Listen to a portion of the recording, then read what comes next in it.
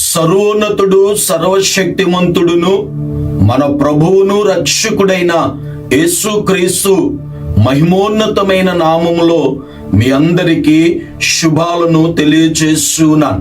ఈ ఉదయకాల ధ్యానాంశము కొరకై దేవుని వాక్యాన్ని చదువుకుందాం. పరిశుద్ధ గ్రంథముల నుండి హెబ్రీయులకు రాసిన పత్రిక 11వ అధ్యాయము 6వ వచనాన్ని చదువుదాం. విశ్వాసము లేకుండా దేవునికి ఇష్టుడైండుట అసాధ్యము.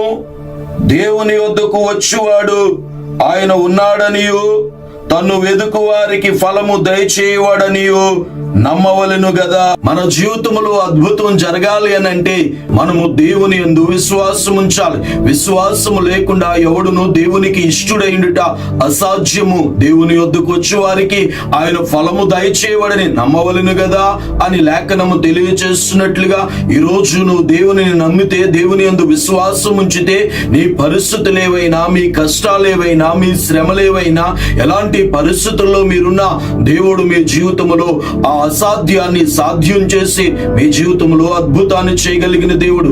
ఈ దినాలలో మనము దేవుని మీద విశ్వాసం ఉంచలేకే మన జీవితాల్లో అద్భుతాలను చూడలేకపోతున్నాం. చాలా సందర్భాల్లో మన తెలివిని, మన జ్ఞానాన్ని మనం నమ్ముకుంటూ ఉంటాం. మనుషులను నమ్ముతూ ఉంటాం. డబ్బు మీద, అనేక మంది అధికారుల మీద, వైద్యుల మీద, ఇలాగ అనేక వాటి మీద మనం నమ్మకం పెట్టుకుంటున్నాం. కానీ ఈ రోజు నువ్వు దేవుని యందు నమ్మిక ఉంచితే, దేవుని యందు విశ్వాసం ఉంచితే, నీ కుటుంబ పరిస్థితులే కావచ్చు, మీ బిడ్డల జీవితాలే కావచ్చు, మీ వ్యాపారాలే కావచ్చు, మీ ఉద్యోగమే కావచ్చు, మీ జీవితంలో ఎలాంటి పరిస్థితులనైనా దేవుడు సాధ్యం చేయగలిగిన దేవుడు.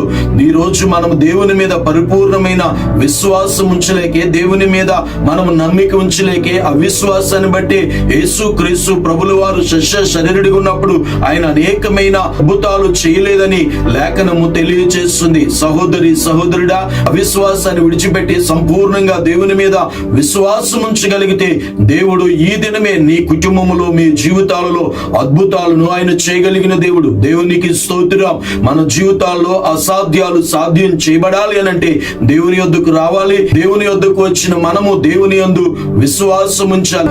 సహోదరి సహోదరుడా, ఈ రోజు ఆర్థికాన్ని బట్టు, అనారోగ్యాలను బట్టు, కుటుంబ పరిస్థితులను బట్టు, పిల్లల జీవితాలను బట్టు ఒకవేళ కృంగిపో, ఈ దినాన వారి దగ్గరికి వీరి దగ్గరికి వెళ్ళి చెబుతూ కన్నీళ్లు పెట్టుకుంటూ దుఃఖపడడం వల్ల ప్రయోజనం లేదు. కానీ వాళ్ళకి వీళ్ళకి చెప్పే కంటే నీవు దేవుని యొద్దకు వచ్చి ప్రార్థన చేస్తే దేవుడు మీ పరిస్థితులను మారుస్తాడు. మీ స్థితిగతులను దేవుడు మారుస్తాడు. మీ జీవితంలో అద్భుతాన్ని దేవుడు చేస్తాడు. అటు ఉన్నతమైన కార్యాన్ని దేవుడు జరిగించినట్లుగా దేవుని యొద్దకు వద్దాము. దేవుని యందు విశ్వాసం ఉంచుదాము.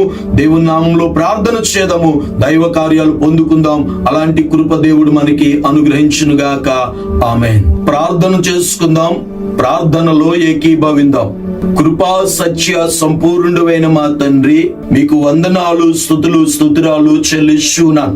ఏది వారి జీవితాల్లో వారిని కృంగదీస్తూ, వారిని అడ్డగిస్తుందో వాటన్నిటిని జయించటానికి, వారి జీవితాల్లో ఈ దినము ఒక గొప్ప కార్యము జరగడానికి నైనా మీ లేఖనాల ద్వారా మీరు మాట్లాడిన ప్రతి మాటను వారి హృదయాల్లో స్థిరపరచండి. మీ యొద్దకు రాగలిగినట్లు, మీ యందు విశ్వాసం ఉంచగలిగినట్లు, మీ సన్నిధానంలో ప్రార్థించగలిగినట్లు అట్టి అనుభవంలోనికి మమ్మల్ని అందరినీ మీరు సిద్ధపరచమని, ఎవరు కృంగిపోకున్నట్లు, నిస్సహాయతలోనికి వెళ్ళిపోకున్నట్లు, అధైర్యము చెందకున్నట్లు మీరే ధైర్యపరిచి ఇట్టి అనుభవం కలిగి వారి జీవితాలలో గొప్ప కార్యాలు చూడగలిగినట్లు, వారి జీవితాల్లో అద్భుతాలు జరుగునట్లు ఈ దినమే అట్టి అనుభవంలోనికి ప్రతి ఒక్కరిని నడిపించండి. ఎవరైతే కృంగిపోయి ఉన్నారో, ఎవరైతే నిస్సహాయతలో ఉన్నారో, ఇక మా జీవితం ఇంతే అని నాయనా కృంగిపోతున్నారు, వారందరినీ దర్శించి వారు నీ యొద్దకు రాగలిగినట్లు, నాయన మీ యందు విశ్వాసం ఉంచగలిగినట్లు, మీ నామములో ప్రార్థించగలిగినట్లు